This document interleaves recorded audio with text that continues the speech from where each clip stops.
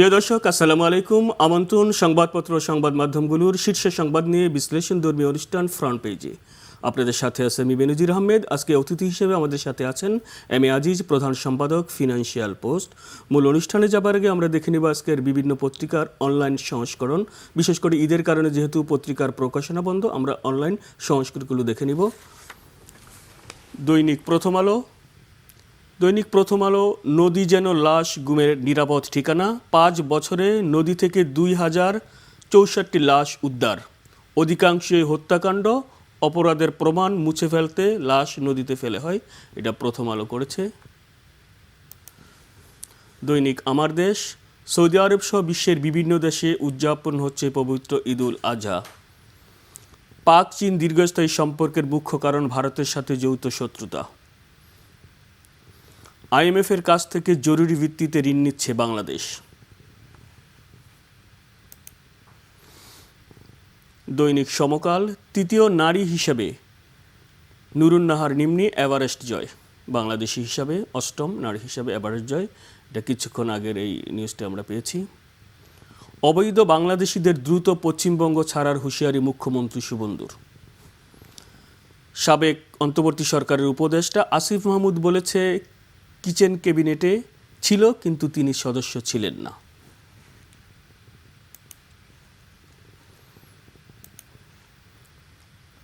Bangla Tribune ওনারা শিরোনাম করেছে, বিএনপি নেতৃত্বাধীন তারেক রহমান অর্থাৎ বর্তমান সরকারের 100 দিন পূর্ণ আজ, কি চ্যালেঞ্জ কি প্রত্যাশা। তো মূলত আমরা আজকের এই পত্রিকাগুলো যেটা আমরা দেখেছি, আমরা বলবই যে তারেক রহমানের নেতৃত্বাধীন বর্তমান সরকারের 100 দিন, অর্থাৎ এই 100 দিনে আমরা দেখেছি যখন কোনো রাজনৈতিক সরকার দায়িত্ব নেয় সেখানে প্রশাসনিক, অর্থনৈতিক বিভিন্ন বিষয়গুলো একটা এজেন্ডা থাকে, অর্থাৎ সামনের প্রত্যাশা প্রাপ্তি 100 দিনকে সামনে রেখে। তো সেই হিসেবে আমরা দেখেছি এই সরকার কিন্তু দায়িত্ব নেওয়ার পরেও আমরা দেখেছি তারেক রহমান ফ্যামিলি কার্ড, কৃষক কার্ড, বয়স্ক ভাতা এবং মেয়েদের ডিগ্রি পর্যন্ত অবৈতনিক সহ বিভিন্ন কর্মসূচি গ্রহণ করেছে, ইতিমধ্যে বাস্তবায়ন পথে। তো এই 100 দিনের সরকারের প্রত্যাশা বা প্রাপ্তি বা মূল্যায়ন কিভাবে করবেন? ধন্যবাদ আপনাকে। আসলে সরকার তো আসছে 5 বছরের জন্য। 100 দিন একটা সরকারের জন্য যে ভাঙাচুরা অবস্থা, উপদেষ্টা পরিষদ 18 মাসে দেশটাকে যে নড়বড়ে করে ফেলছে, সেখানে 100 দিন কিন্তু একটা সরকারের জন্য বিবেচনা করা যথেষ্ট নয়। তবে এই সরকার কিন্তু যে ইশতেহারে যে কমিটমেন্ট করেছিল, যে প্রস্তাবনা দিয়েছিল, সেগুলো বাস্তবায়ন করছে, বিভিন্ন কার্ড টার্ড ইত্যাদি। এটা সামাজিক নেটওয়ার্ক। আমি বলবো যে আমাদের যে সামাজিক সেফটি নেটে অনেকগুলো প্রায় 59-60টা ইয়ে আছে, এগুলো করতে পারলে ভালো। কিন্তু আমাদের দেশে গরিব দেশ, এই টাকা যদি আপনি দেন ক্যাশ টাকা, ওরা তো সেই খাতে ব্যবহার নাও করতে পারে। সুতরাং এগুলো কিন্তু মনিটর এবং সঠিক ব্যক্তির হাতে যাতে যায়, এটাও মনিটর করতে হবে। তো সবচেয়ে বড় আমার কাছে যেটা মনে হয়েছে এবারের, যেটা ধরেন আপনার বিমানবন্দরের থার্ড টার্মিনালটা উদ্বোধন করতে যাচ্ছে, আর পদ্মা ব্যারেজ, এইটা আমার কাছে খুব পজিটিভ মনে হয়েছে। পদ্মা ব্যারেজটা খুবই দরকার ছিল। পদ্মা ব্যারেজ, তিস্তা ব্যারেজ আমাদের উজান থেকে সব পানি আটকায় দেয়। 54টা রিভার লিঙ্কিং প্রজেক্ট করতেছে ভারত। এই রিভার লিঙ্কিং প্রজেক্ট যদি করে ফেলে তাহলে তো আমরা 1 ফোঁটাও পানি পাবো না। সুতরাং আমাদের পানি স্টোরেজ করতে হবে, পানি ব্যবহার করতে হবে। আমার সমুদ্রের যে লবণাক্ততা, সেটা দূর করতে হবে। আমরা হয়তো বিদ্যুৎও উৎপাদন করতে পারবো। আশেপাশে ধরেন এই যে পদ্মা ব্যারেজটা হচ্ছে, অনেকের ধারণা, বিশেষজ্ঞরা বলছে যে এটা সিল্ট্রেশন হতে পারে, বালি পড়তে পারে। হ্যাঁ, বালি পড়তে পারে, বালি উত্তোলন করবে, কারণ যমুনা নদীও শুকিয়ে গেছে। কিন্তু তারপরেও এটা চর পড়েছে, কিন্তু যমুনা নদী চালু আছে। হয়তো ওখান থেকে সুইচ গেট খুলে পানি কিছু বর্ষা মৌসুমে পানি কিছু ছেড়ে দেবে, কিছু ধরে রাখবে, এভাবেই তো। কিন্তু আপনার পদ্মার উজানে হলো গঙ্গা। হ্যাঁ, গঙ্গাতে তো পানি আসে না। আর গঙ্গার চুক্তির যে আমাদের ফারাক্কা নবায়ন, এটা তো ডিসেম্বরে শেষ হয়ে যাচ্ছে। এখন এই নবায়নে আমার বক্তব্য এখানে দুটো জিনিস। একটা হচ্ছে আন্তর্জাতিক আইন অনুযায়ী ভাটির দেশের পানির হিস্সা দিতে হবে, ভারত সেটা দেয় না। সুতরাং আমাদের ব্যারেজ করা ছাড়া কোনো বিকল্প নাই। 2, যে আমি যদি ব্যারেজ করি, ভারত যদি উষ্মা প্রকাশ করে, তাহলে বলা হবে তুমি পানি ছেড়ে দাও, আমার ব্যারেজ দরকার নাই। পানি আটকায় রাখলে তো আমাকে তো বাঁচতে হবে, আমার ভূখণ্ডে আমি ব্যারেজ দেবো। তুমি কাঁটার তারে বেড়া দিচ্ছ, আমরা তো কিছু করার নেই, তোমার সীমানায় তুমি দিচ্ছ। হ্যাঁ, 300 কিলোমিটার দূর থেকে গরু আসে, তখন তুমি চোখে দেখো না, আমার সীমানায় আসলেই কয় গরু চোর, গুলি করে মারি ফেলো। এটা তো হইতে পারে না। আমার কথা হলো যে দক্ষিণ এশিয়ার ভিতরে ভারতের সাথে কোনো দেশের সম্পর্ক নাই। মালদ্বীপ থেকে পর্যন্ত হাত গোটাতে হয়েছে ভারতকে। আমাদের বিশ্বায়নের যুগে কোনো দেশকে ছোট ভাবা উচিত না। আমরা স্বাধীন দেশ, 18 কোটি জনগণের দেশ। কোনো এখন বিশ্বায়নের যুগে কোনো দেশ এতিম না, ছোট না।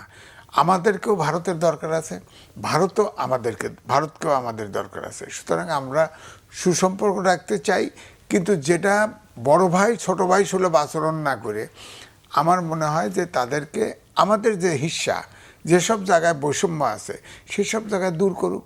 যেমন ধরেন, আমি ভারতের কয়েকটা স্টেটে গেছি, আমাদের দেশের কয়েকটা প্রতিষ্ঠানের পণ্য, নাম বলতেছি না, কিন্তু হটকেক ইউরোপিয়ান কান্ট্রির মতো ডিমান্ড, কিন্তু অ্যান্টি ডাম্পিং ট্যাক্স দিয়ে আটকায় দেয়। কেন? ভারতের জিনিস তো আসতেছে, আমরা তো নিচ্ছি, ভারতের জিনিস নিচ্ছে, আমরা কাছাকাছি দেশ থেকে আসলে স্বল্প ইয়েতে আসতে পারে। সুতরাং আমার কথা হচ্ছে, আমার দেশের পণ্য যেতে দিক, তাদের পণ্য বেশি উৎপাদন হোক, সমস্যা নাই। আমার দেশের পণ্য কম্পিটিশনে টিকতে পারলে টিকবে, না হলে টিকবে না। আপনি আটকান কেন? সেভেন সিস্টারে তো বাংলাদেশের জিনিসের দাম অনেক বেশি, ডিমান্ড অনেক হাই, কিন্তু যেতে দেয় না। তো এই জন্য আমি বলছি যে এখন এই যে পশ্চিমবঙ্গের মুখ্যমন্ত্রী শুভেন্দু অধিকারী, তার মার জন্ম তো বরিশালে, তিনি জন্মগ্রহণ করেছে 70 সালে, তিনি তো খুব সুন্দর, 1970 সালে তিনি তো সুন্দর বাংলা বলেন। বাংলাভাষী মুসলমানদেরকে পুশিন করা হচ্ছে। উনি বাংলাভাষী, কথা বলতে পারেন, হ্যাঁ, কিন্তু উনি মুসলমান নন। তিনি মমতা ব্যানার্জির সাথে ছিলেন, হঠাৎ করে পোল্টি মাইরা বিজেপির থেকে মুখ্যমন্ত্রী হয়ে গেছে। এখন এও তো হতে পারে যে এই যে শুভেন্দু অধিকারী যেসব তাফালিং করতেছে, পুশব্যাক, মুসলমান খেলা। শুভেন্দু তো কিন্তু এই পশ্চিমবঙ্গের মুখ্যমন্ত্রীর আগেও কিন্তু বিতর্কিত কথাবার্তা বলেছেন, আপনি জানেন, বিশেষ করে বাংলাদেশ মুসলমান, এবং এই কারণে এই হওয়ার পরেও কিন্তু সে তো এটা থামেনি। এবং সবশেষে আমি যেটা বললাম যে বাংলাদেশিদের বলছে চলে যাওয়ার জন্য, বিতরণের জন্য, যেই আপনার পরশুদিন গতকাল যেটা হলো এই নিউজটা। না, এইটাই আমি বলতেছি, আমার মনে হয় যে নতুন করে বিজেপি হয়েছে, তো তার ভিতরে অতিমাত্রায় হিন্দুত্ববাদী ঢুকছে।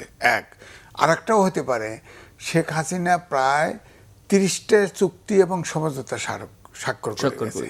এইটা যাতে হয়তো এও তো হতে পারে সেন্ট্রাল গভর্নমেন্টের মোদি তাকে বলছে তুমি একটু ধাক্কা দাও যাতে আমাদের চুক্তি বাতিল না করতে পারে, এটা চাপও হতে পারে। এখন আমার কাছে হচ্ছে বাংলাদেশ একটা স্বাধীন দেশ। শুভেন্দু অধিকারী কি বললো সেটা আমার বিবেচনা, কেন্দ্রের সাথে কেন্দ্রের আলোচনা হবে। আমরা সকল সমস্যার সমাধান চাই গঠনমূলক আলোচনার মাধ্যমে, যার যেটা প্রাপ্য সেটা দিবে। আমরা বন্ধুত্বমূলক সম্পর্ক চাই, এখানে কেন্দ্র আলোচনা করে ঠিক করবে। কিন্তু আপনি বর্ডারে হত্যা করবেন, বাণিজ্য বৈষম্য থাকবে, কোথায় $9 বিলিয়ন, কোথায় $2 বিলিয়ন, পানি দিবেন না, আমরা মরুভূমিতে হয়ে যাব, এত তো ছাড় দেওয়া যাবে না। আমাকে তো বাঁচতে দিতে হবে। আমি কিন্তু চাই না আপনার নেপাল থেকে এই যে তরুণরা ক্ষমতায় আসছে, হাত গোটাইছে, আমি তো নেপালও গেছি। নেপালে তো ভারত আর নেপালের ভিতরে কোনো পার্থক্য ছিল না, চেঞ্জ হয়ে গেছে। মালদ্বীপে চেঞ্জ হয়ে গেছে। আমার কথা হচ্ছে 18 কোটি জনগণের দেশ, এটাকে ছোট ভাবলে ভুল করবে। 18 কোটি জনগণের কিন্তু মার্কেট এটা আছে, ভারতের মার্কেট বলবো, চীনের যেমন মার্কেট আছে, ভারতের মার্কেট আছে। তারপরে বাংলাদেশের ভৌগোলিকভাবে খুবই ইম্পর্টেন্ট। ধরেন ভারতের, আমি বলতে চাই না এগুলো খুব টাসি ইস্যু, তবু শব্দগুলো উচ্চারণ করা উচিত না, তবু করি। ভারতের চিকেন নেক আছে, যদি ধরেন চীন তো ওই চিকেন নেক কেটে দিতে চায়, আর যদি বাংলাদেশ সাইড দেয় কি করবেন? চিকেন নেক কেটে দিলে তো সেভেন সিস্টার আলাদা, এটা টাচ ইস্যু। সুতরাং ভারতের, আমার মনে হয় যে ভারতের সাথে চোখে চোখ রেখে কথা বলতে হবে। যে আমার যেমন ব্যারেজ করতেছে, আমি তিস্তা ব্যারেজ করবো, তো আমরা করবো না।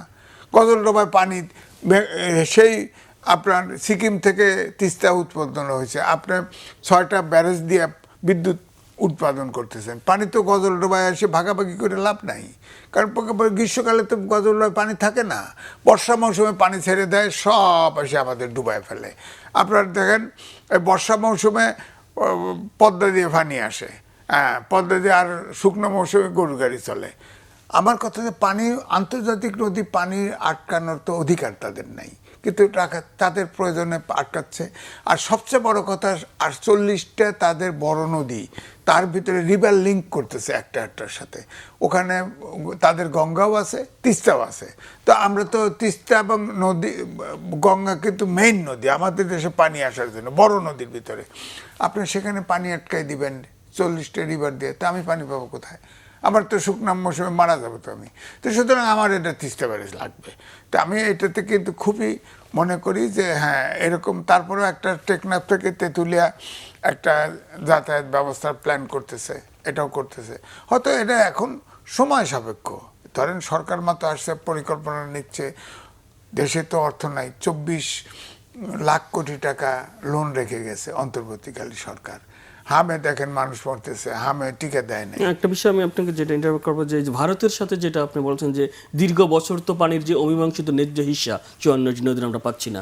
বিগত সরকারও, বর্তমান তারেক রহমান কিন্তু বলছেন যে ভারসাম্যপূর্ণ পররাষ্ট্রনীতির ভিত্তিতে, অর্থাৎ সবার আগে বাংলাদেশ। এবং এই সরকার দায়িত্ব নেওয়ার পরে কিন্তু আমরা দেখছি বিভিন্ন, বিশেষ করে সম্প্রতি বিজেপির যেই ইয়েতে দেখছেন বর্ডারে কিছু বিষয় নিয়ে বিজেপিও শক্তিশালী প্রদর্শন করেছে। এবং তো আগামীতে অর্থাৎ ভূ রাজনৈতিক ক্ষেত্রে দ্বিপক্ষীয় সম্পর্ক জোরদারের ক্ষেত্রে ভারতের সাথে সম্পর্কটা আরও শক্তিশালী করা সম্ভব কিভাবে হবে? শোনেন, অন্তর্বর্তীকালীন সরকারের সময়ে ভারতের সাথে সম্পর্ক, বৈরী সম্পর্ক তৈরি হয়েছিল। সেখানে আপনি দেখেন না, ভারতের সব যাওয়া ভিসা টিসা বন্ধ করে দিয়েছিল। তখন ভারতীয়রাই প্রোটেস্ট করছে, তাদের হসপিটালের লোক নাই, তাদের বাজারের লোক নাই, তারা আন্দোলন করছে না। এবারে যেটা কোরবানির ঈদের সময় ভারতের গরিব ব্ল্যাকে আসতো, আমাদের সরকার, আমাদের এখানে দাবি ছিল যে আমাদের তো প্রায় 1,30,40,00,000 গরু বিভিন্ন খামার থেকে শুরু করে আমদানি হয়েছে। আমাদের তো গরু দরকার নাই, গরু মহিষ ছাগল দরকার নাই। আমাদের তো ডিমান্ড হচ্ছে 1,10,00,000 মতো। তা আমাদের গরু তো সাফিসিয়েন্ট। এখন উদ্বৃত্ত, এখন ভারত থেকে বিজেপিকে টাইট দেওয়া হয়েছে। ভারত করছে যে তুমি গরু জবাই করতে পারবে না, কোরবানি হবে না, গরুর মাংস খাওয়া যাবে না, এই শুভেন্দু অধিকারী বলছে। তখন ওখানকার পুরোহিতরা, মানে নেতা কিন্তু ইমাম সাহেবরা হচ্ছে গরু জবাই হবে না, গরু আমরা খাবো না। আর ভাই দ্বিতীয় এক্সপোর্ট আইটেম হচ্ছে গরুর মাংস, ভারত দ্বিচারিতে না। এদিকে বলবে মা পূজা করবে, আবার তাকে জবাই করে ঠিকই মাংস এক্সপোর্ট করবে। তো এখন বিজেপিকে বলছে, আমি যেটা শুনছি মাস মিডিয়ামে আসছে, যে গরু আগে গড়ে 30,000 টাকা একটা গরুর দাম বাংলাদেশে ঢুকতো। এবারে বলছে বিজেপি বলছে 3,000 টাকা গড়ে দাম, গরু আনলে আনো, নাইলে ফিরে নাও। গরু আনতে দেয় নাই। এখন ভারত শেষ পর্যন্ত ওই মুখ্যমন্ত্রী গরুর কোরবানি দেওয়ার জায়গা ঠিক করে দিয়েছে, নির্দিষ্ট জায়গায় জবাই করতে হবে, এটা করছে। কিন্তু ইমাম সাহেবরা বর্জন করছে। এখন গরু যারা ওখানে হিন্দু ওরা বেশি ওই ঈদের আগে গরু আপনার লালন পালন করে, তাদের খরচ অনেক বেশি। এখন তারা তো বিদ্রোহ করছে যে আমাদের এই গরু কী হবে, আমরা গরু তো ভারতে বাংলাদেশে যেতে দেয় না, গরু বিক্রি করব কোথায়? গরু তো মুসলমানরা, ধরেন পশ্চিমবঙ্গে 30% আপনার শুধু মুসলমান, তারা তো কোরবানি দেয়, তাই না? গরুর মাংস খায়। এখন এটা যদি বন্ধ করে দেন, গরু যাবে কোথায়? এখন তারা তো ওখানেই তো বিদ্রোহ শেষে কিন্তু ছেড়ে দিছে, কিন্তু বাংলাদেশ তো আর গরু আনতে দিচ্ছে না। তাদের তো এটা মানে এও হতে পারে, পলিসি এও হতে পারে যে মুসলমানদের গরু হইতে দেবো না, কিন্তু জবাই করে এক্সপোর্ট করব, এও হতে পারে। সুতরাং এটা বোঝা মুশকিল। কিন্তু আমাদের যেটা টাচ করে, যে জিনিসটা আমাদের সমস্যা তৈরি করে, সেটা নিতে আমাদের কথা বলতেই হবে। আমরা সেখানে নেগোসিয়েশন, আমার কথা হলো 3 ভাগ ঘিরে আছে ভারত। আমরা ভারতের সাথে সম্পর্ক, বৈরী সম্পর্ক হোক, এটা চাই না। কিন্তু আমাদের কথা হলো, যেটা হলো গঠনমূলক আলোচনা করে যেটা যৌক্তিক, সেই সমস্যা কেন থাকবে? ধরেন শেখ হাসিনা, আমি নিজেও লিখেছি, শেখ হাসিনা ট্রানজিট নিছে আপনার পশ্চিমবঙ্গ থেকে সেভেন সিস্টার পর্যন্ত ট্রানজিট নামে, আসলে এটা করিডোর। আমি লিখেছি এটা করিডোর, এটা ট্রানজিট না। হ্যাঁ, তে এই চুক্তিটা তো রয়ে গেছে, এই চুক্তিটা মাথা ব্যথা। চুক্তি যদি বাতিল হয় তাহলে তারা যে করিডোরটা নিছে, করিডোর মানে একটা করিডোর ব্যাখ্যা আছে। করিডোর বলে একটা দেশ যেখান থেকে ট্রেনটা আসলে একটা দেশে, তার দেশের একটা অংশে ঘুরে সেই জায়গা দিয়ে ব্যাক করা, এটা তাই ছিল, এটা ট্রানজিট ছিল না। আর ট্রানজিট হচ্ছে আমাদের দেশে ট্রানজিট চলে, তো ট্রানজিট ভারত বাতিল করছে। আমি আবার এখন লিখে দিছি যে ট্রানজিট বাতিল, করিডোরের কি হবে, এটা কেউ ছাপে না, ডরে কেউ ছাপে না। মিডিয়া তো সিচুয়েশন বুঝে ইয়ে করে। তো এখন ট্রানজিটটা হচ্ছে যে ধরেন এখন যে ট্রানজিট সিস্টেম চলতো সেটা হলো ভারত থেকে ট্রেন বর্ডারে আসতো, বর্ডারে আসার পরে বাংলাদেশের ড্রাইভার গিয়ে সেই ট্রেন নিয়ে আসতো, নিয়ে এসে আবার সে পৌঁছায় দিত ভারতে, তারপরে আবার ভারতের নিয়ে যেত, বর্ডারে ড্রাইভার নিয়ে যেত। এইটাকে বলে ট্রানজিট। আর একটা ট্রেন যদি হুবহুব একটি রাস্তা দিয়ে একটা দেশের ভূখণ্ড দিয়ে পাস করে তার দেশে ঢোকে এবং সেই রাস্তা দিয়েই যদি তার ড্রাইভারই নিয়ে যায়, তাহলে সেটা হবে করিডোর। আমাদের তালপট্টি বেরুবাড়ি আছে না করিডোর, সেখানে তো ইন্ডিয়ান নিয়ন্ত্রণ, আমাদের অনুমতি দিছে যে এত সময় যাও, এই সময় যাও, এই সময় যাও না, কিন্তু করিডোরের মালিক কিন্তু যে করিডোর যে নেয় সে মালিক কিন্তু সেই হয়ে যায়। ধরেন ইয়ে হলো সেভেন সিস্টারের সবসময় তো আন্দোলন সংগ্রাম হয়, ট্রেনে যাওয়ার সময় একটা পটকা ফুটাই দিল, পটকা ফুটাইলে কেউ যায় আমাদের নিরাপত্তা নাই, সুতরাং আমরা এই করিডোর আমাদের, আমরা এখানে করিডোরে এমন আইন করছিল ওখানে চেক করার বিধান নেই, ওই ট্রেন নিয়ে কি নিচ্ছে, অস্ত্র নিচ্ছে না খাবার দাবার নিচ্ছে, কি নিচ্ছে, এই চেক করার অধিকারও ছিল না। তো এই জন্যেই আমার কাছে মনে হয় চালাকি না করে প্রতিবেশী দেশ, বন্ধু দেশ, মুক্তিযুদ্ধ আমাদের স্বাধীন সহযোগিতা করেছে, আমরা তাদের সাথে বৈরিতি চাই না, কিন্তু আমাদের সাথে সবসময় খোলা মনে বন্ধু হিসাবে ভাবুক। বড় ভাই ছোট ভাই হিসেবে, ছোট ভাইকে বড় ভাই আদর করে না, আপনি ছোট ভাই আপনার আমার সমস্যা দেখবেন না, আমার ন্যায্য অধিকারটা দিবেন না। হ্যাঁ, বিদ্রোহ তো ফ্যামিলির ভিতরে ছোটরা বিদ্রোহ করে, আপনি যদি ন্যায্য তার আকাঙ্ক্ষাটা পূরণ না করেন, তো আপনি, আমার মনে হয় সমঝোতার মাধ্যমে সকল সমস্যার সমাধান করা উচিত। একটা বিষয় হচ্ছে সম্প্রতি বাংলাদেশের রাজনীতিতে আপনার কিচেন ক্যাবিনেট নামে একটা বিষয় নিয়ে আলোচনা হচ্ছে। সাবেক অন্তর্বর্তী সরকারের পররাষ্ট্র উপদেষ্টা সম্প্রতি এক গণমাধ্যমে বলেছেন যে ইউনূস সরকারের কিচেন ক্যাবিনেট ছিল, যেখানে 7 জন সদস্য ছিল, প্রতি মঙ্গলবার যমুনাতে বৈঠক বসতো। তিনি স্বীকার করেছেন তিনি সেখানে যাননি, এবং সবশেষ গতকাল এনসিপির মুখপাত্র এবং উনিও উপদেষ্টা ছিলেন আসিফ মাহমুদ সজীব ভুঁইয়া, ইনিও কিন্তু বলেছেন হ্যাঁ কিচেন ক্যাবিনেট ছিল, তবে আমি সদস্য ছিলাম না। উনি দাবি করেছেন তিনিও ছিলেন না। তো আমরা দেখছি এই যে 2 ইন্টারিম উপদেষ্টা আর এই হঠাৎ করে এই ধরনের, এইটা কিভাবে দেখব? তার আগে ব্রিগেডিয়ার সাখাওয়াত সাহেব বলছিল 4 জনে, তখন কিচেন ক্যাবিনেট বলে নাই, 4 জনে গুলশানে বসতো, উপদেষ্টা পরিষদে এসে দেখা যেত ডক্টর ইউনূসকে ব্রিফ করতো, খালি ওই সিদ্ধান্তই পাশ হতো। মানে অর্থাৎ পুরা ক্যাবিনেট, পুরা যে উপদেষ্টা পরিষদ ছিল সেখানে সিদ্ধান্ত হতো না, সিদ্ধান্ত তো বাইরে। তৌহিদ সাহেব 7 জন বলছে, 7 জন অনুমান করতে পারি, নাম বলে নাই। তা আমার মনে হয় সজীব ভুঁইয়া আগে বলছিল যে ডিপ স্টেট তাদেরকে পরামর্শ দিয়েছিল যে 29 সাল পর্যন্ত আওয়ামী লীগের যে টেনর ওই পর্যন্ত থাকা, বিএনপির লোকজন জেলে টেলে আসে, ইলেকশন করতে পারবে না, প্ল্যান দিছে আর কি। তো সজীব ভুঁইয়া এবারেও বলতে কিসের ক্যাবিনেট, তাকে জিজ্ঞাসাবাদ করে না কেন সরকার, ডিপ স্টেট কারা অ্যাক্টিভ ছিল, বা এই কিচেন ক্যাবিনেটে কারা ছিল, কিভাবে কাজ হয়েছে, এটা তো বের করা উচিত। এটা তো দেশের, আমি বলবো দেখেন কিচেন ক্যাবিনেটে অনেক সিদ্ধান্তই হয়েছে, যেমন আসিফ নজরুল বলছে যে আমেরিকার সাথে চুক্তি হলো, সে বলে আমি জানি না। বলেন তো অর্থ মন্ত্রণালয়ের ভেটিং লাগে না একটা চুক্তি করতে? আর লাগে না তো? এটা আমরা হয় অনিয়মিতভাবে ইচ্ছা মতো হুইমজিক্যালি সরকার চালাইছেন, অথবা অর্থ মন্ত্রণালয় যদি না যেয়ে থাকে তাহলে হুমজিক্যালি সরকার চালাইছেন, সরকারের মতো করে সরকার চালান নাই, অথবা আমি বুঝবো যে আপনি অসত্য কথা বলতেছেন। বিবিসিতে সাক্ষাৎকারে বলছেন না সে যে আমি জানতাম না, চুক্তির ব্যাপারে আমি জানি না, আমার কাছে আসে নাই। তো অর্থ মন্ত্রণালয় আসবে না কেন? এই জন্য আইন মন্ত্রণালয় আসবে না কেন? আইন মন্ত্রণালয় দেখবে না? তো এই জন্যে বলছি যে আসলে ডক্টর মোহাম্মদ ইউনূসের সরকারটা খুবই অগোছালো, অপরিপক্ক, অদক্ষ একটা সরকার ছিল। এই সরকার প্রত্যেকে এই যে দুদকে অভিযোগ আছে না, সবার বিরুদ্ধে অভিযোগ আছে, তদন্ত হচ্ছে না। তো তার মানে ডিপ স্টেট সক্রিয় আছে, ইউনূসের পক্ষে ডিপ স্টেট সক্রিয় আছে। আপনি বলেন জামাতের কিন্তু একটা স্টিগমা আছে, তে স্বাধীনতা বিরোধী শক্তি। আপনি বলেন মতিউর রহমান নিজামীর একটা ছেলে এমপি, আর একটা ছেলে আপনার এনসিপিতে জয়েন করছে। আমার মনে হয় এনসিপিকে দাঁড় করতে চায় সামনে, এনসিপিকে দেয়, নাহলে এর একটা উদাহরণই যথেষ্ট। কিন্তু তরুণদেরকে কিন্তু ডক্টর ইউনূস শেষ করে দিছে। এই তরুণদের আর হবে না। এত বিতর্কিত, এই যে সজীব ভুইয়া কথা বলতেছে, একবার বলতেছে ডিপ স্টেট, এখন বলতে কিচেন ক্যাবিনেট।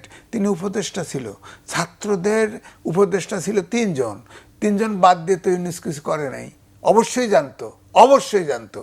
আপনার তাদেরকে সব কিছু মাস্টার মাইন্ড সব কিছু নিয়ে গেছে না, ছাত্রদেরকে নিয়ে গেছে না, আমেরিকা গেলে ভিজিট করতে গেলে, তারপর বিএনপিকে নেয়, জামাতের প্রতিনিধি নেয়, সেখানে এনসিপি একটা অনিবন্ধিত দল ছিল, তাকে বাদ দিয়ে তো কোনো কিছু করে নাই।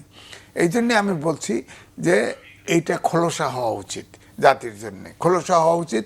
কিচেন ক্যাবিনেট ছিল, কিচেন ক্যাবিনেট না, কিচেন ক্যাবিনেট তো একটা ফর্মাল বিষয়, অনেক দেশেই থাকে, কিন্তু এটা হচ্ছে ডক্টর ইউনূস যাকে প্রয়োজন মনে করছে, তাকে বিশ্বাস করেছে, তাদের নিয়ে সরকার চালাইছে। সরকারের মতো চলে নাই। একটা বিষয় হচ্ছে আপনার এই যে আমরা সম্প্রতি জঙ্গল সলিমপুর একটা, আপনারা জানেন র্যাবের ক্যাম্প গুড়িয়ে দেওয়া হয়েছে রাতের বেলা। স্বরাষ্ট্রমন্ত্রী গতকাল বলেছেন সেখানে অ্যাকশন হচ্ছে, তাদেরকে ছাড় দেওয়া হবে না, নির্মূল করা হবে অপরাধীদের। তো আমরা দেখছি সরকার দায়িত্ব নেওয়ার পরেই কিন্তু বিভিন্ন ক্ষেত্রে যেমন সাফল্য অর্জন করেছে, আইনশৃঙ্খলা পরিস্থিতি কেমন যেমন আপনার ডিপ্লোরেবল হচ্ছে, অর্থাৎ শোচনীয়। তো এই জঙ্গল সলিমপুর রাষ্ট্রের ভেতরে আরেকটা রাষ্ট্র, এটা কি এখন বিষয়টা হলো আপনার ডক্টর ইউনূস যখন ক্ষমতা নিছে তখন এই ছাত্রদেরকে লেফট অ্যান্ড রাইট ব্যবহার করছে, মব যেখানে আছে শক্তি প্রয়োগ করছে, শক্তি প্রয়োগ করে সব সমস্যার সমাধান করার চেষ্টা করছে। ওই ইস্যুটা রয়ে গেছে, ওই সিচুয়েশনটা রয়ে গেছে। তারপরে ধরেন জামাত ইসলামের ভিতরে, আপনার বিএনপির ভিতরে আওয়ামী লীগের গুপ্ত আছে না, তো গুপ্ত আছে। তো এখন র্যাব, এটা সরকারের পক্ষ থেকে বলা হয়েছে র্যাব বিলুপ্ত না করে সংগঠিত করা হবে, নাম বদলাবে বা ড্রেস বদলাবে, একটা কিছু করবে, কম্পোজিশন বদলাবে। এখন র্যাবের ওখানে একটা ছিল, স্টেশন ছিল। এই র্যাবে হয়তো দেখছে যে র্যাব হয়তো দুর্বল, ওখানে তো সন্ত্রাসী সবসময় আছে। ওই আপনার পুরো হিলটেক্সে একটা ওই যে নাথান বোম একজন আছে, সে তো একটা অঞ্চলের স্বাধীনতাই চায়। হ্যাঁ, তো এই জন্য আমি বলি যে যেমন গুপ্ত রাজনীতি গণতন্ত্রের সমাজে চলে না। গুপ্ত রাজনীতি মানে প্রকাশ্যে রাজনীতি হতে হবে। গুপ্ত হলে তাহলে নাথান বোমকে ইয়ে করেন, আনসারুল্লাহ বাংলা টিম, জেএমবি সবাইকে স্বাধীন কাজ করার নিবন্ধন দিয়ে দেন, তারা করুক, দেশ ভাঙিয়ে সরকার হয়ে যাক। এটা তো হইতে পারে না, দেশ তো অখণ্ড রাখতে হবে। সুতরাং ওখানে কিন্তু অলরেডি ড্রোন শুরু হয়ে গেছে এবং প্রায় সখানে গ্রেপ্তার করছে। ঠিকই আমার মনে হয় এদেরকে সরকার রাইট লাইনে গেছে, ওটাকে দমন করা উচিত যাতে ওখানে সন্ত্রাস না থাকে, এটা করা উচিত। র্যাব সংগঠিত হবে কি হবে না, র্যাব পুনরায় করবে কি করবে না, এটা হয়তো দেশবাসী সরকারের পলিসি। কিন্তু ওখানে র্যাবের ক্যাম্প আক্রমণ করবে, এটা তো অ্যালাউ করা যায় না, আমরা শেষ প্রান্তে একটা বিষয় হচ্ছে লাস্ট ঈদের তো আপনার আগামীকাল ঈদুল আজহা উদযাপন হবে, শেষ মুহূর্তে রাজধানী ছাড়ছে। আমরা বিভিন্ন জায়গায় দেখেছি আপনার ভোগান্তিও আছে, স্বস্তিও আছে, আপনার কিভাবে দেখছেন? দেখেন ঢাকা শহরে কত লোক থাকে এটার হিসাব নাই, তবে জাতিসংঘের একটা সংগঠন জরিপ করেছে ঢাকাতে 3 কোটি প্রায় 60 লাখ লোক বাস করে। এই ঈদের ভিতরে আমাদের হচ্ছে কি 3-4 দিনের ছুটিতে এর কমপক্ষে অর্ধেক লোক ঢাকা শহর ছাড়ে, এবং ঢাকা শহরের বাইরে যাওয়ার রাস্তা 3টা। এখন ধরেন ফেরি আছে, আর ঢাকা আরিচা মহাসড়ক আছে, চিটাগাং আছে, আপনার পদ্মা ব্রিজ হওয়ার পরে খুলনা ওদিকে গেছে, ময়মনসিংহ, 4টা আউটিং রাস্তা। এখন ধরেন এখানে ম্যানেজমেন্ট প্রবলেমও আছে। ধরেন কুয়াশার কারণে 1 ঘন্টা আপনার নগরবাড়ি আরিচা পাটুরিয়া আরিচা গোয়ালন্দ ঘাট বন্ধ ছিল, এখন আবার চালু বৈরী হয়েছে। আবহাওয়ার কারণে, বৈরী আবহাওয়ার কারণে।